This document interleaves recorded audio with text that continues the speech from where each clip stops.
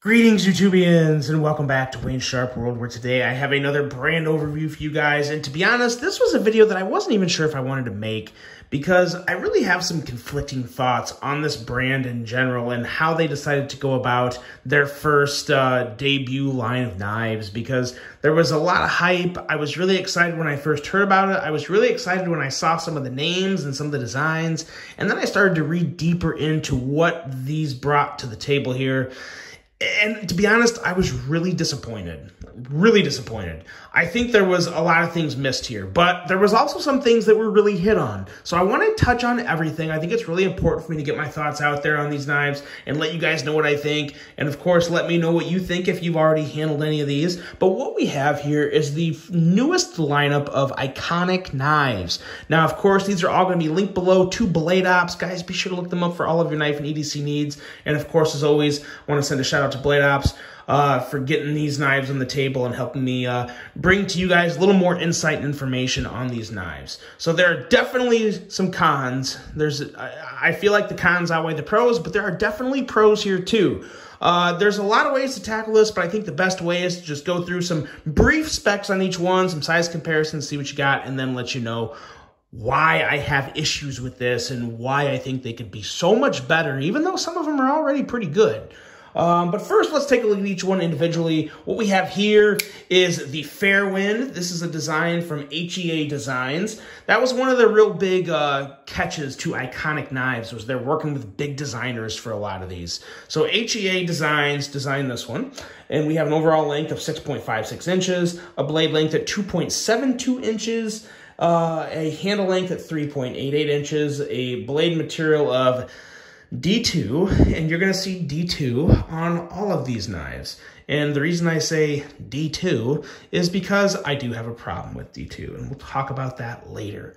The price on this guy, $75 for this one. $75 for D2. Yeah, so there's that one. And then next up here, we have the Dromus, and this is a Brian Brown design. Now, this is really exciting because you don't see a lot of collaborations of Brian Brown with other manufacturers. There's been a couple with I think one with Wii knives lately, but you don't see a lot. So that's pretty cool to get a Brian Brown design out there. What we're looking at is an overall length of 7.74 inches, a blade length at 3.25 inches, and a handle length at 4.53 inches. Again, D2 steel, and a price of $80 bucks, $79.99, $80. So the price is getting a little higher. And then we got this guy right here. This is one of my favorite knives on the table, I gotta say. This is the Cazador from Jonas Iglesias of JI Knives. And I gotta be honest, no disrespect to Mr. Iglesias at all, but I had never heard of him up until this point. That doesn't mean a thing. It sounds like he's still a fantastic designer. And if this is a sample of his work, I'm very impressed because I really am a fan of this design. I have a couple knacks with it, but really do love the overall design of this knife. We have an overall length of 6.9 inches with a blade length at 2.9 inches and a handle length at 4 inches. D2 again, and price on this guy, $95. $95 for D2. Last up here, we have a Ramon Chavez design, and this definitely looks like a Ramon Chavez design. And again, very exciting because there's really no budget offerings for Ramon Chavez out there except for this one. Technically, it is a budget offering of the price of what it's coming in at. What we have is an overall length of 7 inches with a blade length coming in at 3 inches and a handle length at 4 inches. With, again, D2 steel and a price of $90. 90 bucks for this guy. So, as you can see through my sarcasm, my first issue with this, with all of these knives, is the fact that they went with D2. That makes no sense to me for a couple reasons. Now, again, I want to really emphasize that it's not just D2 I have a problem with. It's the combination of the price of $95, $90, $80, and even $75 is more than I want to pay for D2. Now, I totally understand, and I totally get the fact that all these designers need their cut. I get it. I will 100% support that. But let me tell you this right here. I got this guy right here from Civivi Knife, a Ray Laconico design, a designer that is every bit as famous, if not just as well-known or more well-known than all these designers. No disrespect to anyone on this table, but this is a Ray Laconico. He is just as well-known as all these guys, if not more well-known. $65.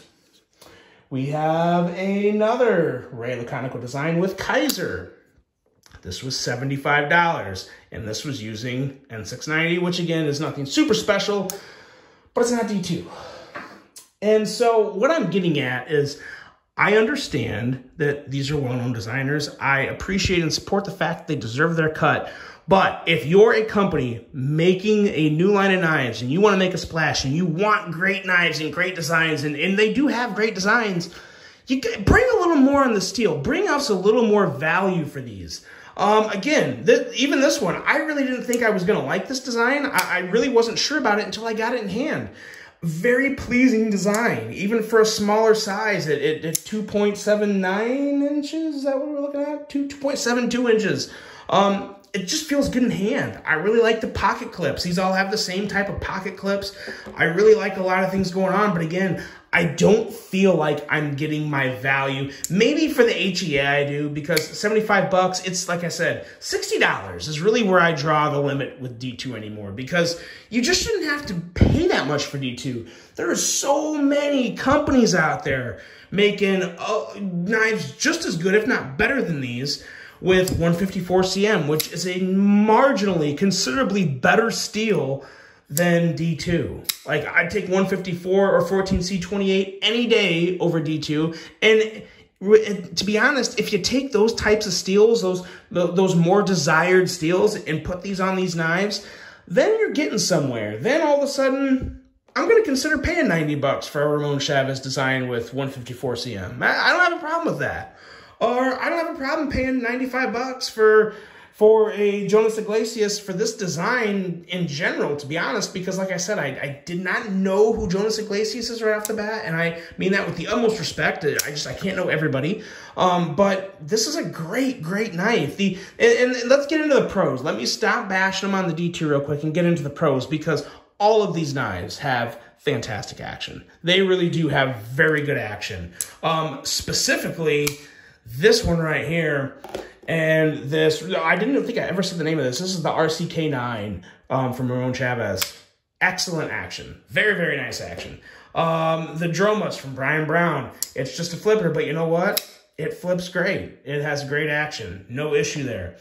The Fairwinds from HEA, or HEA. Sometimes I say HEA. Is it okay to say HEA, or should I say HEA? Let me know in the comments. I've wondered that for a very long time. But anyway, very nice action. Middle finger flicks good. Thumb's good. No issue with the action. So all of these have very good action. And I will say this, there's something about this Cazador here. The action on this is just, I don't know if there's something different in the internals, which I don't think so. They're all on bearings.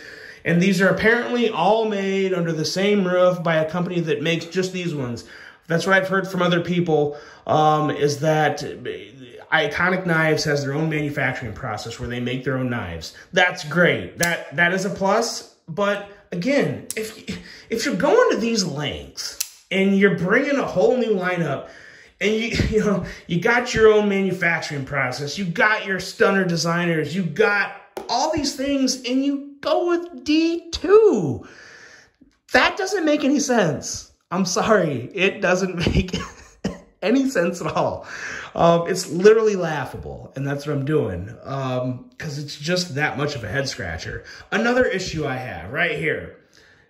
Really? You can't do a little better placement of for, again, $90. If you're going to charge $90, I expect, that's another huge point I want to emphasize, if you're going to charge around $90 for these knives, you better hit on everything, and you better be better than Kaiser, and you better be better than Civivi, because they're both well under $90 majority of the time.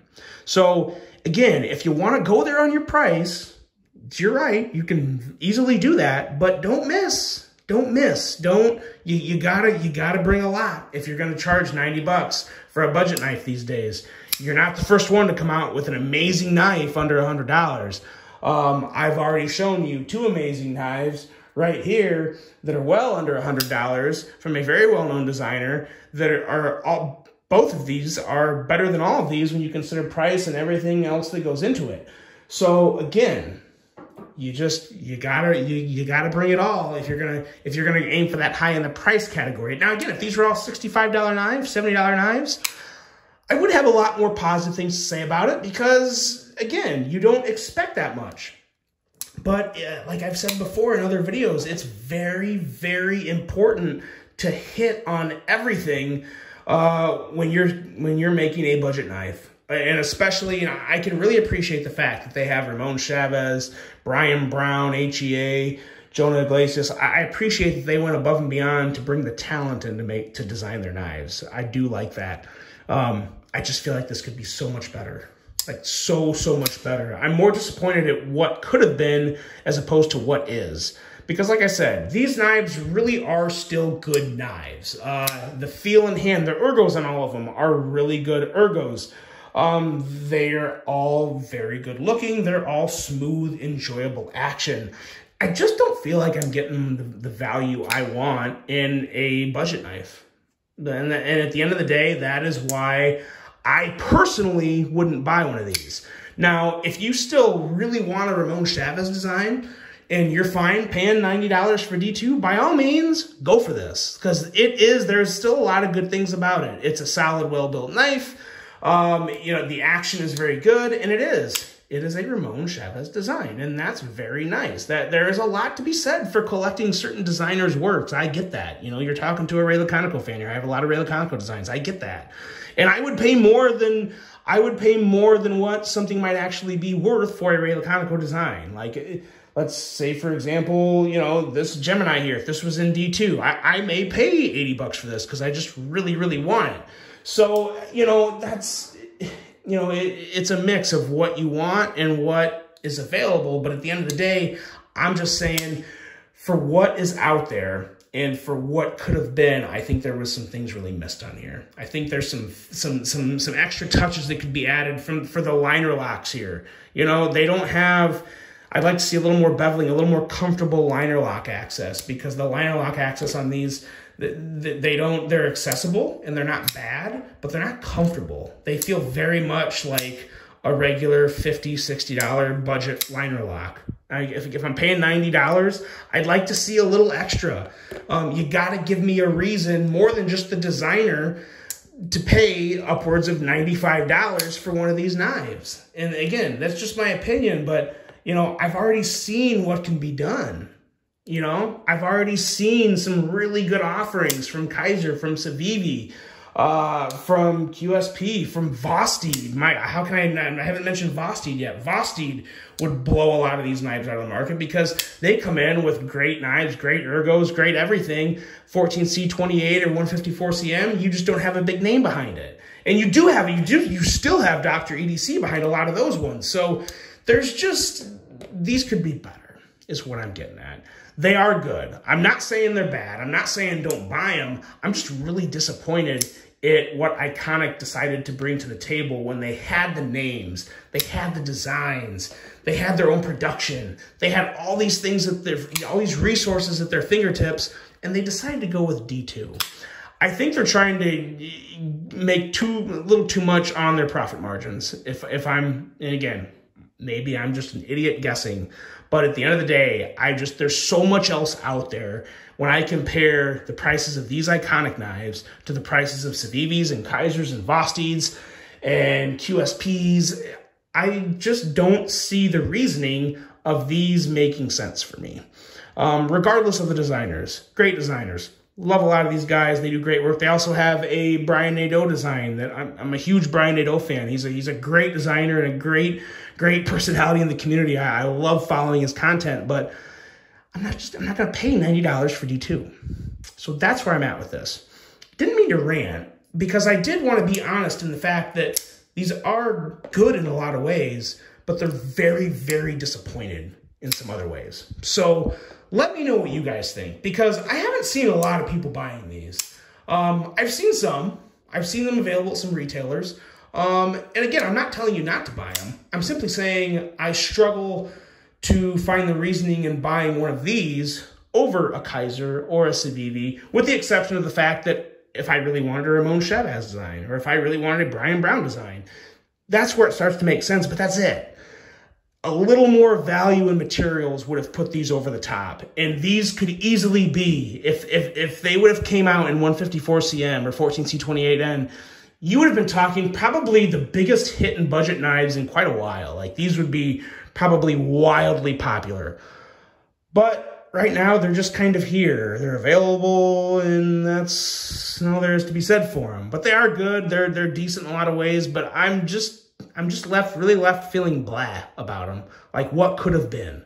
So that's my ultimate feeling on them. Let me know what you guys think. Am I overreacting, or do I make some solid points? I just want there to be some, I want things to make sense in this community. I want value to be there from every brand. And I think a lot of brands are bringing them.